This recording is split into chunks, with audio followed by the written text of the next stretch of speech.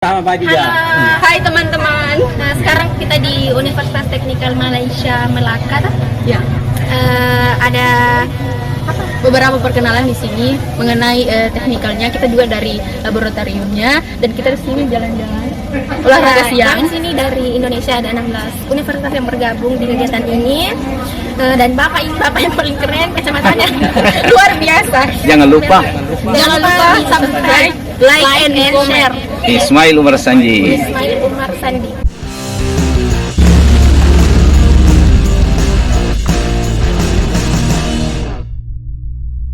Assalamualaikum warahmatullahi wabarakatuh. Alhamdulillah wa syukurillah. Salatu wassalamu ala rasulillah wa ala alihi wa sahbihi wasallam. Pada kesempatan kali ini kita akan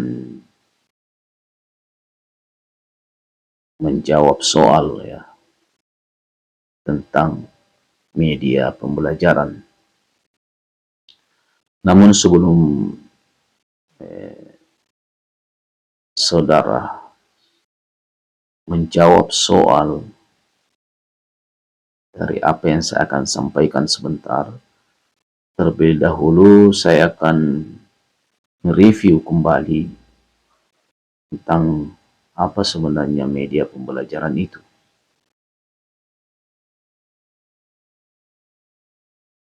Kita ketahui bahwa setiap manusia selalu menjalani proses belajar sepanjang hidupnya. Proses belajar tersebut disebabkan adanya interaksi antara manusia dengan lingkungannya. Oleh karena itulah, belajar bisa terjadi kapanpun dan dimanapun. Belajar bisa ditandai dengan adanya perubahan pada perilaku seseorang yang disebabkan oleh berubahnya tingkat pengetahuan, keterampilan, ataupun sikap dari orang tersebut. Pada proses belajar selalu terjadi yang namanya interaksi dengan lingkungan. Ya. Jadi selalu terjadi interaksi dengan lingkungan di sekitar kita. Misalnya, interaksi belajar di madrasah ataupun di sekolah akan terjadi dan akan melibatkan guru, santri, murid ataupun siswa, istilah siswa. Kalau di madrasah istilah santri atau di pondok pesantren istilah santri.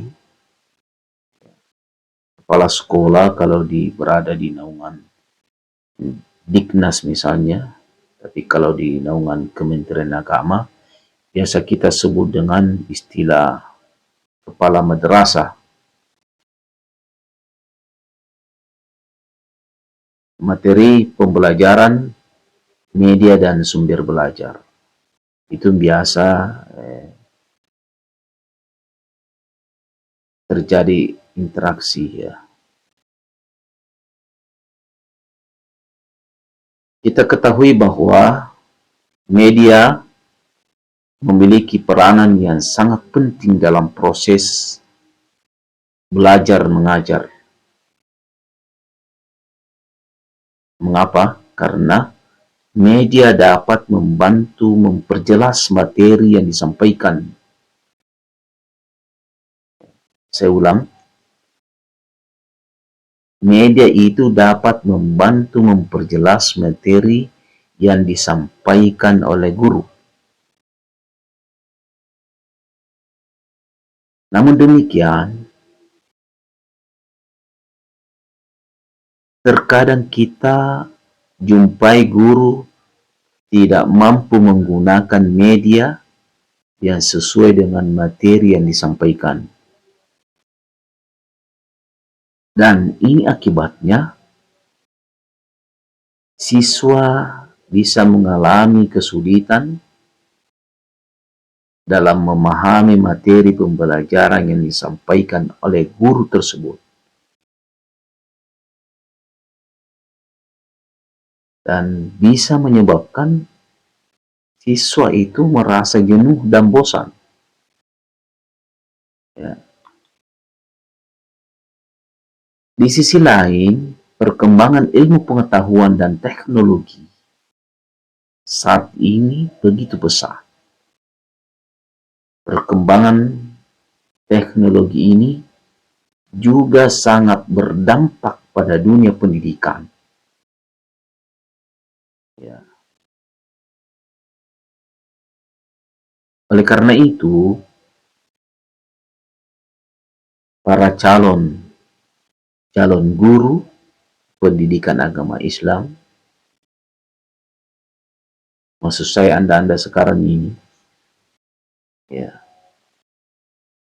atau para pendidik, itu dituntut untuk memiliki kemampuan menggunakan media teknologi yang dapat disediakan oleh sekolah ataupun madrasah, yang sangat memungkinkan bisa disesuaikan dengan tuntutan zaman.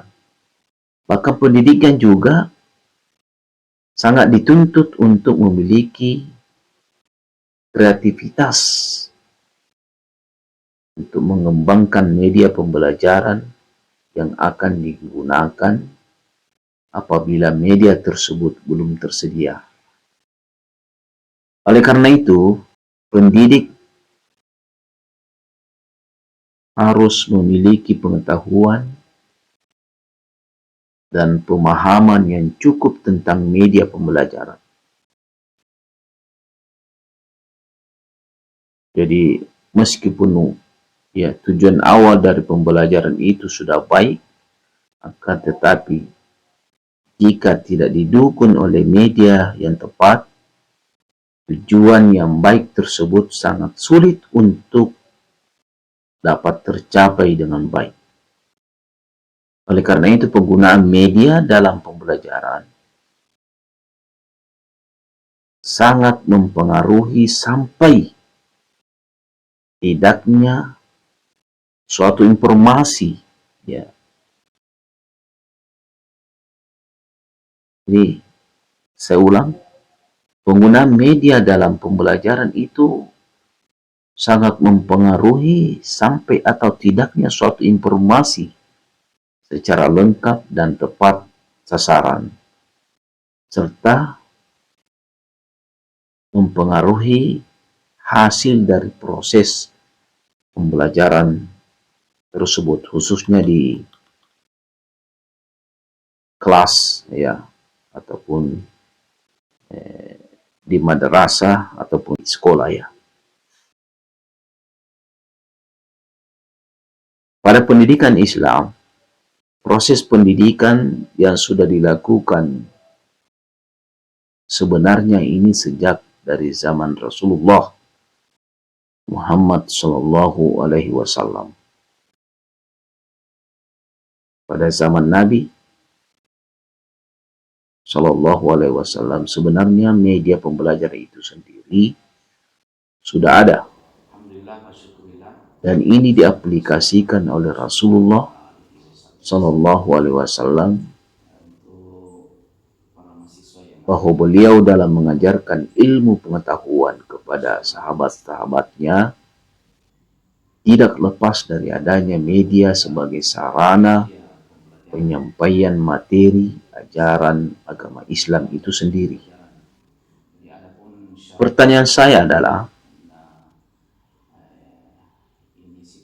tolong disimak baik-baik, bagaimana penggunaan media pembelajaran yang terdapat dalam Al-Quran dan hadis. Bisa ulang, bagaimana penggunaan media pembelajaran yang terdapat dalam Al-Quran dan hadis.